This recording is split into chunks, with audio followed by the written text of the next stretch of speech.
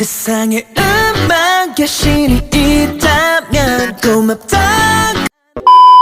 Assalamualaikum warahmatullahi wabarakatuh. Halo guys, perkenalkan nama saya Matusira Haryati dan rekan saya Adis Romadulima. Di sini kami akan mewawancarai salah satu lembaga ekonomi yang ada di Pleret. Nah, di sini kita sudah sampai di toko jamu Gentong Geris.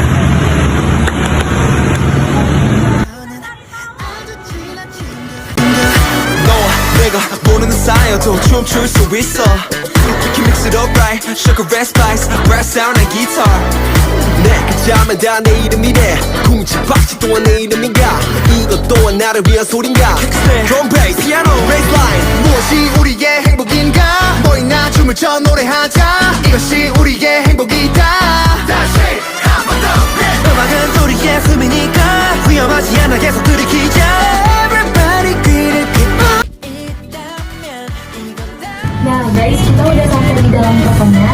Dan di sini sudah ada salah satu karyawannya yang akan kita wawancarai. Nah sebelum itu bisa kami memperkenalkan diri dulu. Nama saya Dina. Terus ini teman saya, nama saya Dina. Nah di sini tuh kita disuruh mewawancarai tentang lembaga ekonomi dan bakalan nanya beberapa hal tentang toko ini. Tapi sebelum itu saya mau tahu dulu namanya siapa. Maksudnya kayak gitu. Kalau di sini apa saja sih sih yang udah ada di toko ini? Kebetulan kan di sini tuh namanya di Geris ya. Nah kalau itu produk seperti ini itu bisa dibilang minuman khas.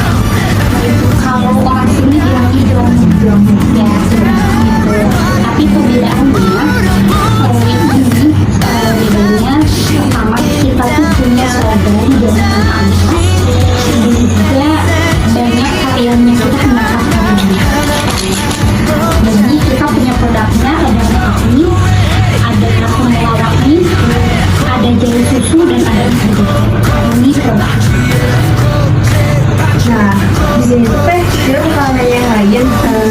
Yang pertama tuh gimana sih cara buat menghadapi tantangan dan juga strateginya bagaimana sih supaya toko ini tuh bisa maju dari persaingan?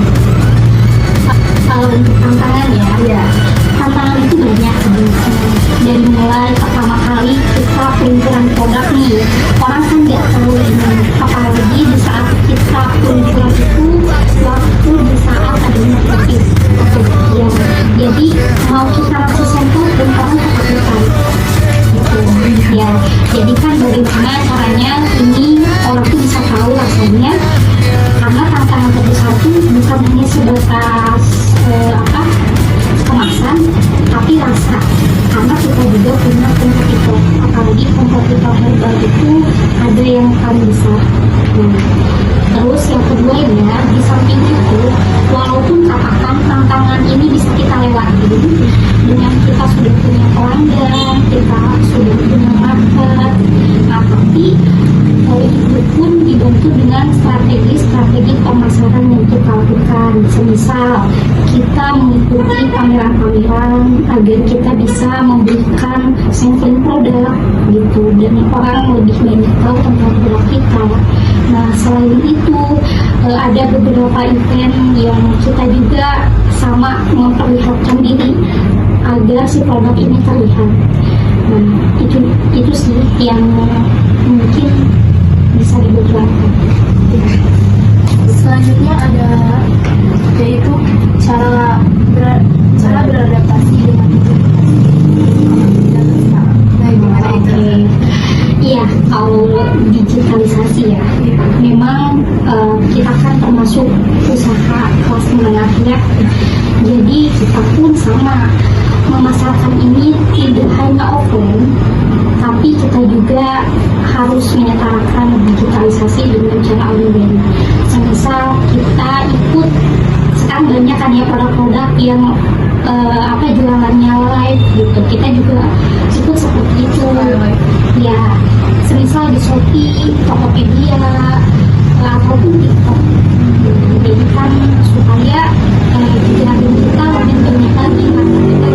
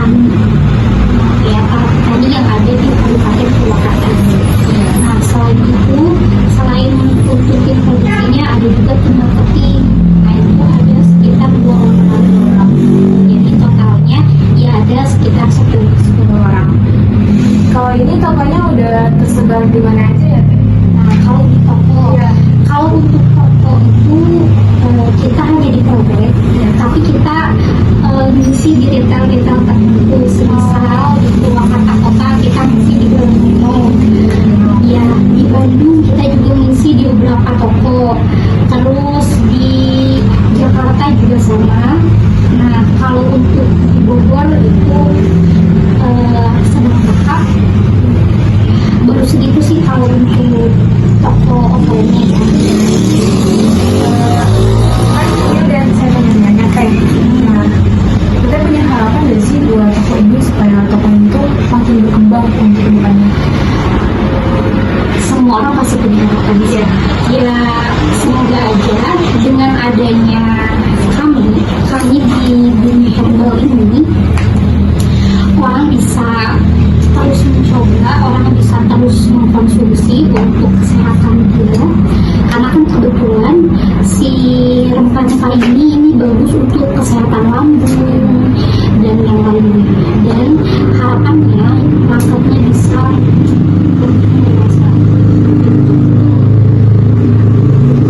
Punya motivasi gak buat anak muda yang pengen membuka usaha contohnya kayak herbal atau lain-lain itu kita punya nggak motivasi? untuk anak muda ya. Iya, untuk anak muda. Jadi kalau untuk anak muda, kalau mau bikin usaha jangan aneh untuk modal. Misal kamu mau dagang, mau jualan, jangan ada kata malu. Itu harus dihilangkan ya. Jadi harus percaya diri apa yang kamu mau lakukan. Itu sih kalau untuk anak muda. Itu yakin usahanya bisa berjalan.